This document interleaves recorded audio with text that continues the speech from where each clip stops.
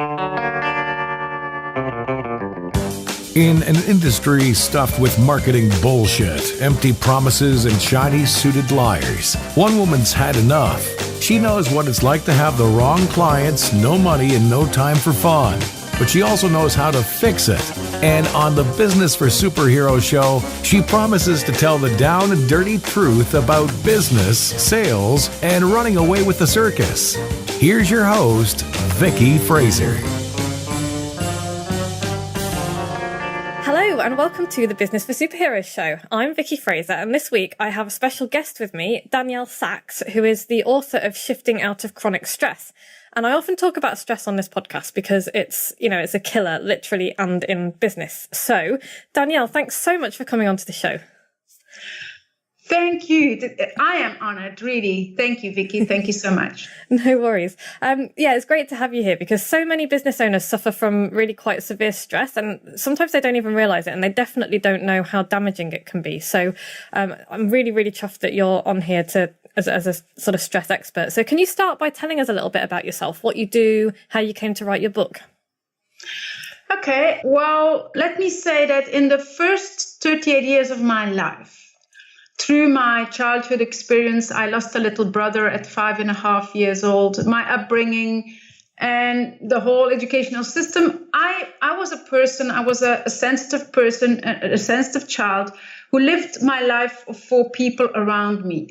And it actually, as in my personal life, as in my professional life, I was always putting myself aside, always trying to be, and some people will recognize this, being the good girl, the good sister, the good wife, the good mother, the good, physiotherapist. And, I always took such good care of other people with no boundaries for my own limits whatsoever. I was neglecting my own needs, and I really underestimated the stress that it caused me. And so I had a huge fear of criticism, of not being good enough, which is a consistent underlying mindset in everything that I did in my life. And so, I was convinced that I had to prove my own worth, that my self-care was secondary to caring for others. And so I got many signals and many symptoms through the years, trying to be, I always say I was trying to be superwoman, and in my business and in my personal life. And so I wasn't listening to my own mind, body, and not even my intuition that warned me, So it wasn't until one day, November 25th, 1998, I will never forget that day. It was like suddenly it was an onset of a really serious stress-related illness, and my body just stopped me and said, enough now, Yeah. And it was like, how can I say? It's like a big black spot, as big as an orange, on my right lung on the X-ray. Wow. And so from one moment to another, Vicky, it was like, the universe and my body said, this is it. I couldn't breathe anymore, couldn't eat, sleep. My whole immune system collapsed. Yeah. And although the doctors told me, Danielle, you're never going to be able to work again. You're going to end up in a wheelchair. Don't go in a house, go in a flat, etc. I shifted out of that vicious cycle. So if you ask me why I've written the book, it's actually because I really went on a mental, physical, and emotional journey myself. And I got back stronger than ever before. And so, already as a physiotherapist, I was amazed what stress could do to someone and the physical symptoms. Yeah. But it's only through my own illness that I've really learned.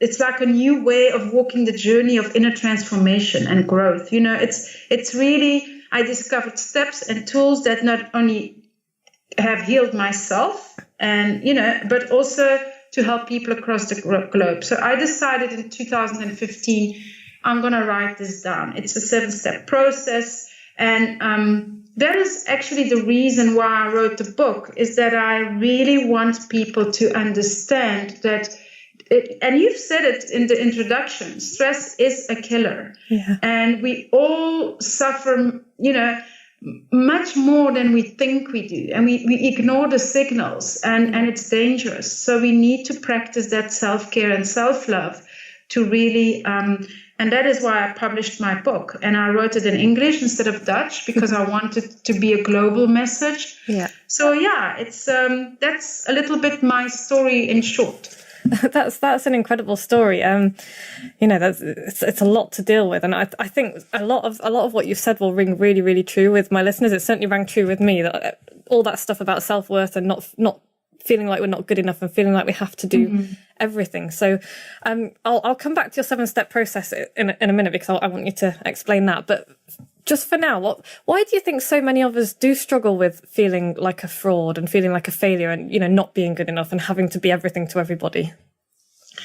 Well, it is my experience, and I'm gonna, in our upbringing already, in our education system, school system already, Vicky, you can see how children, even toddlers, from the moment they, as a baby, we are born perfect. I've just become a grandmother, and she's, my granddaughter is 2 weeks old. Oh, congratulations. Of course, she's perfect. Nobody's going to say, oh, her hands are like this, or her hair is not nice, or, everybody says that this baby is absolutely perfect. And it's only in our education system when the kids are starting to, talk, go to school, etc., that we are giving them and criticizing them and saying, no, don't do this, that's not good, that's, so from very early age, we get like almost ingrained what is good and what is wrong. And of course, as children and young adults and teenagers and whatever, of course, most of us, certainly as children, don't want to be punished. We want to be rewarded for being good, because that's what they do. They reward us when we're good, and they punish us when we're wrong or bad. So that contradiction makes us actually, and certainly sensitive people, makes us wanting always to do good and always to be rewarded and always have that confirmation that we are good enough.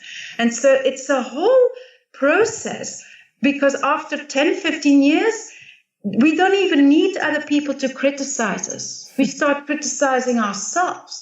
And our inner critic is so ingrained in us that we don't need anyone else. We're just doing it to ourselves. We are consistently harsh on ourselves, and so that is, for me, the underlying problem and underlying cause of our stress and of our not feeling good enough. Because it's the fear of not being good enough that is actually the underlying stress in everything we do. If we would have that self-worth and that feeling of I am enough, there would be a lot of stress that would fall away. There would be, we would feel much lighter.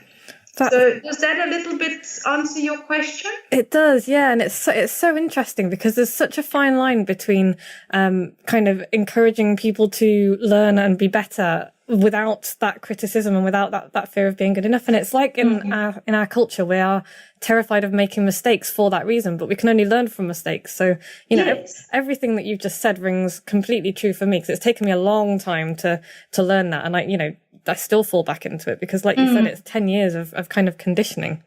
Yes. So if not more. Yeah, certainly. So I also want to say that when you take that underlying not being good enough, that fear, and you combine that, Vicky, with the speed, the pressure, the 24-hour availability of this demanding society for us entrepreneurs and professionals, it depletes us and it kills us silently. And we live so much in our head trying to do, everything. And we live so much on autopilot that, it is a prescription for problems. Yeah, it absolutely is. So, so what do you think we can do about the fear of not being good enough and that kind of self-care that you were talking about? That's probably a good lead into your 7 steps, I would think. Yeah, it is. It's my main message. I mean, I've just to let you know, I've just had an article in the Huffington Post published. I mean, for me as a Belgian person, the article was about self-love, women entrepreneurs, and about self-love, of how much we need to love ourselves unconditionally. And it got into the Huffington Post, which for me proved once again that is what, it is a core thing. It is what people need. And when you ask me that question of what can we do about it, it's an inner journey. There is no quick fix method. I always say there is no magic pill. The biggest investment we can do is the investment in ourselves, in our relationship with ourselves. Because if that works, then all the rest, it's like a little stone that you put in the water. It has like these circles.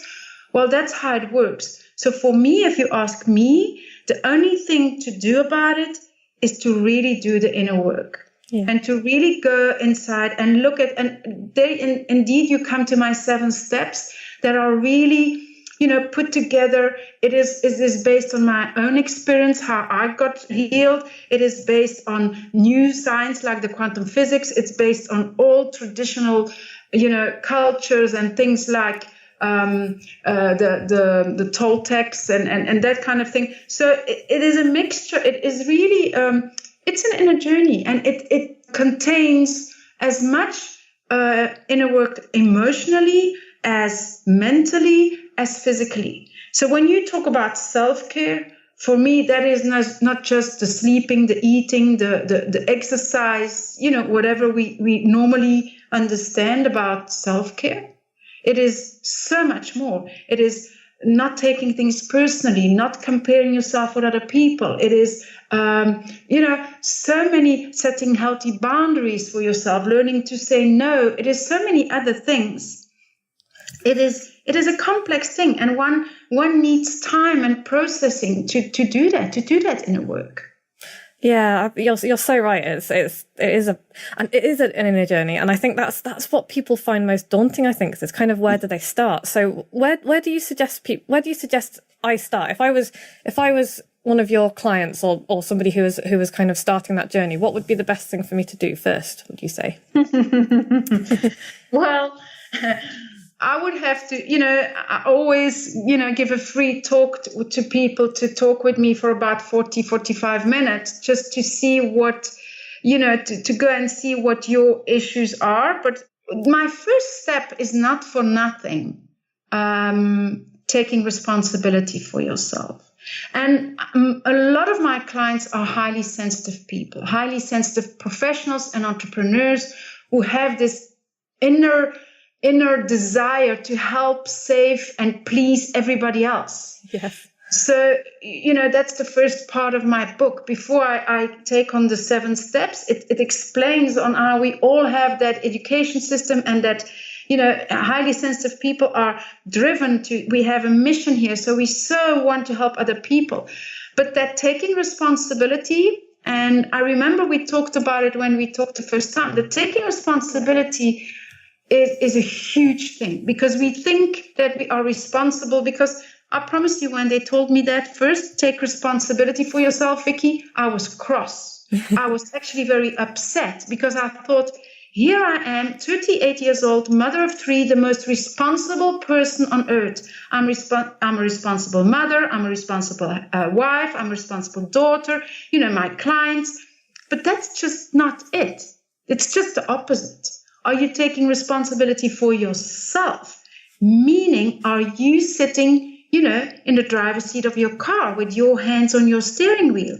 Or are you being lived by others, by circumstances, so it's a totally different concept that we entrepreneurs and professionals still think it is a weakness to ask for help. Yeah. But I always say it is a necessity. Because absolutely. Can you see that? Because conscious self-care and self-love, they are not selfish. They are your birthright.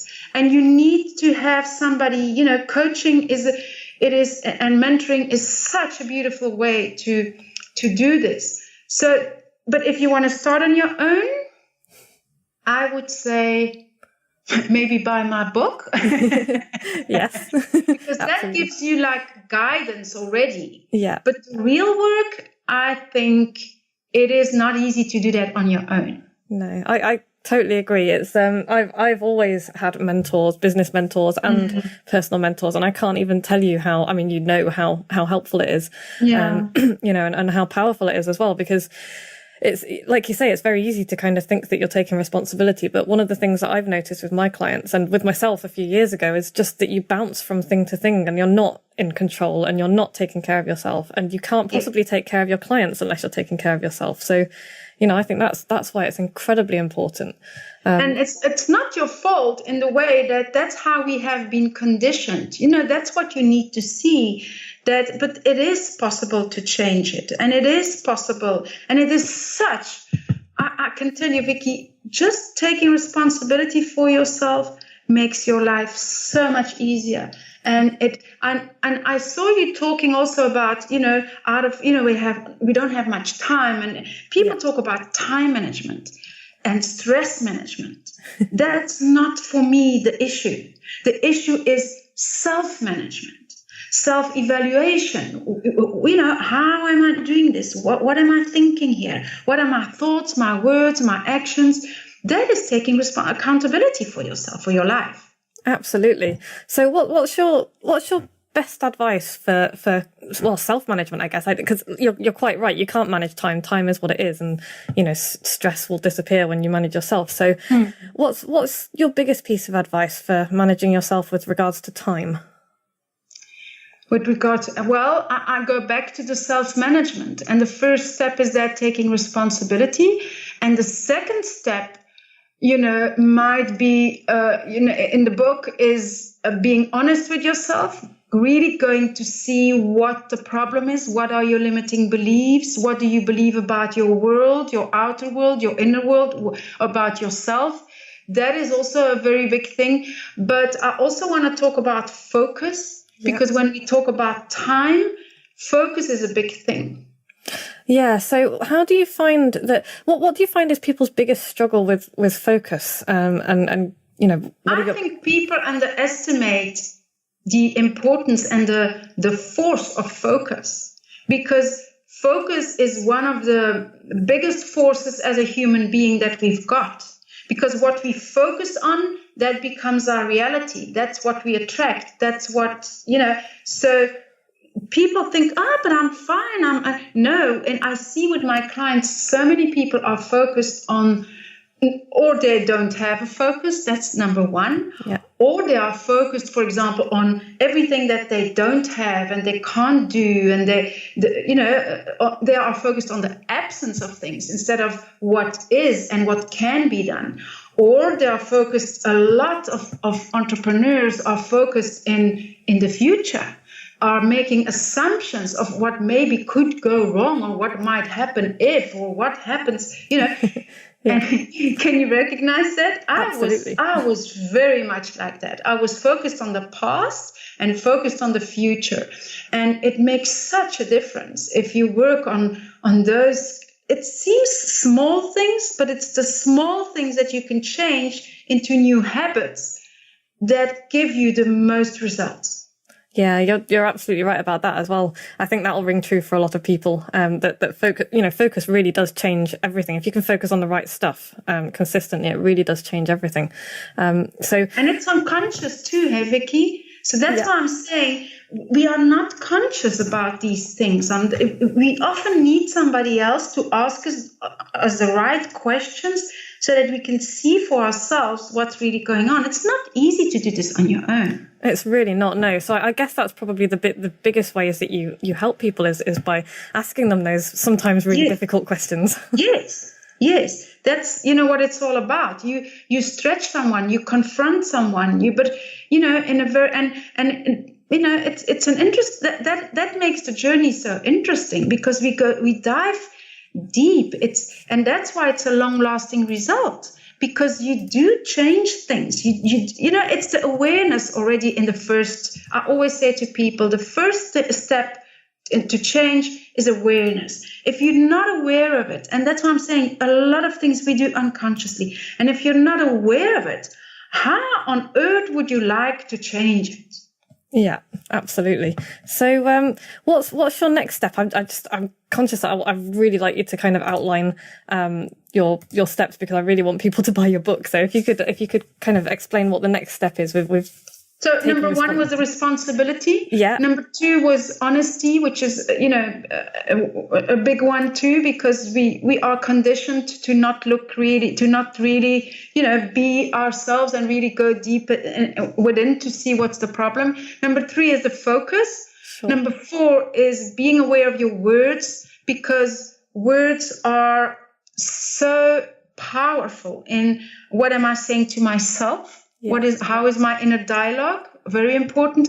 And how am I telling my story to others? Or how am I talking to others? It's there's a big thing about, a little bit of nonviolent communication there, because I've done that now for so many years. And I really like it, because it goes to the core of things. It's about my needs and feelings, Vicky, and it's about your needs and feelings, and how we can, that also is a big conflict with people, that, not really knowing about the needs and feelings. So words is an important one. Yeah. And then number 5 is, I love number 5, because you've just mentioned it. Number 5 is a few habits that we need to install, because you have to, create certain habits to change things, but also more habits that we need to unlearn. Yes. Like comparing ourselves to others, like taking things personally, like, doubting yourself and your decisions, being, undecisive and things like that.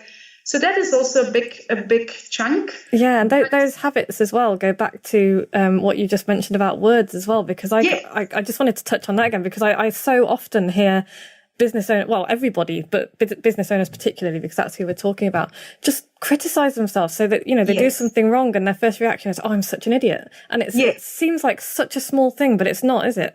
Yes, and that also comes from, again, that conditioning from when we were younger. It's not our voice, I'm such an idiot. It's been told us already, and so that's why it's important to go and see.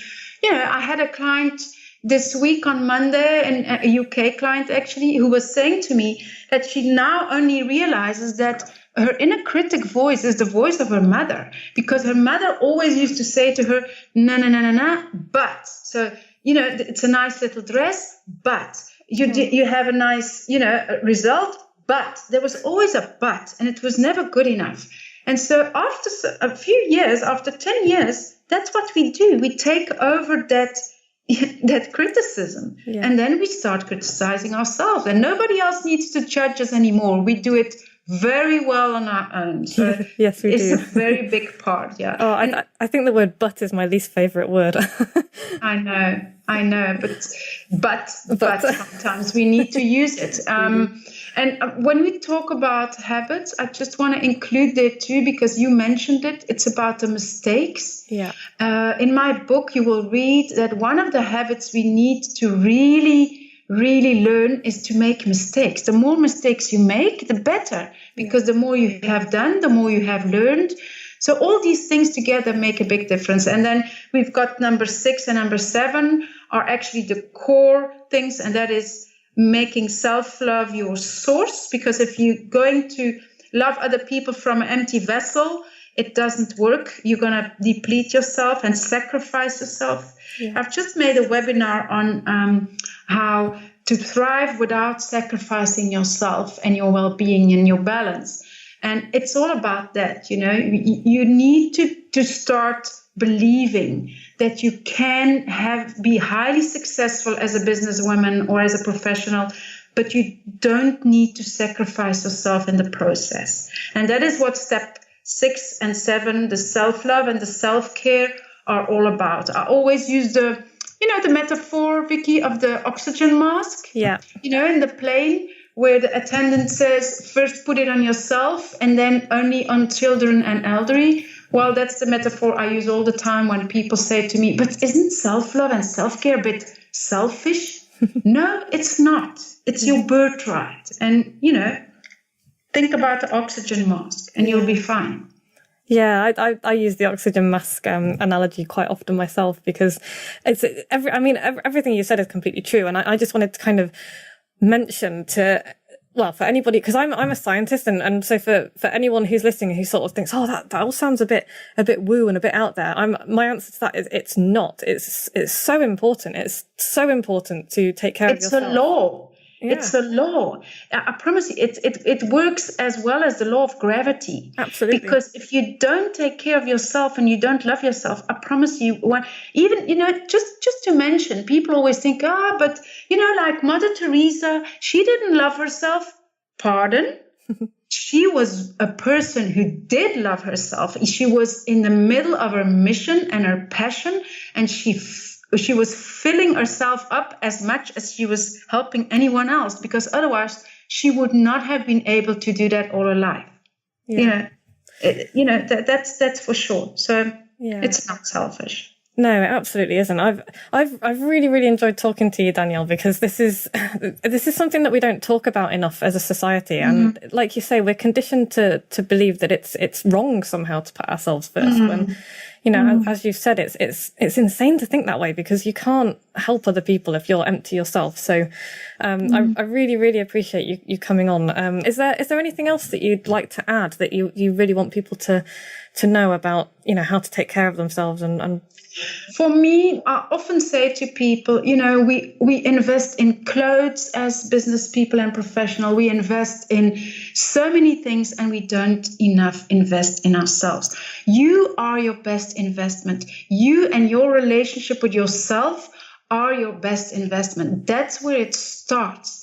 So if I can say anything, one thing to any listener here, it is, please invest in yourself. It is so worth it. Then automatically you're going to do the self-love and the self-care, because that's what it's all about. So does that resonate with you, Vicky? Yeah, it does, Danielle. Thank you very much. I really, really appreciate it. So just before we go, where can people buy your book? Well, it's easy. I mean, I've got my website, www.daniellesax.com, all in one, DANIELLESAX. Okay. It's all in one word.com, and there you can see the book is there, and you can push the link, and it brings you to the website of the book, but all is on there. And if you want to register a breakthrough session with me, it's like an instant self-care breakthrough session. It's really worth your while. Do that. It's for free. You can download the first 3 chapters of my book. You can register for my ebook on how to say no to others and yes to yourself. That's completely free. So there's a lot of free gifts there and a lot of free things. So it's worthwhile going there and having a look. So it's just on my website, daniellesax.com. And I would suggest start investing in yourself today, and just go and have a look there. I couldn't agree more with that instruction to start investing in yourself right now. Your book's great. I'm just blown away by it, and I'm actually going to send a copy to all of my inner circle guys. So I'll talk to you about that afterwards. But okay, because I really want them to read it. Your web address will be in the show notes, so people can link to that from the show notes on my website. So there's so if you didn't catch the spelling or the URL or whatever, don't worry, because it will be out there. I really strongly urge you, if you're listening, to go to Danielle's website, have a read, and book a session with her. It's free, for goodness sake. So the only investment there to start with is time. So it's kind of a no-brainer. But that just leaves me to say, really, Danielle, thank you so much. It was an absolute honor and pleasure. So next week, Joe's back, and we will be talking about, more marketing gubbins, really. So thanks very much to everyone for listening. Go find Danielle's stuff and read it and act on it. And I'll be back next week. Like what you've just heard? Tell your colleagues, tell your friends, send them to www.businessforsuperheroes.com/podcast.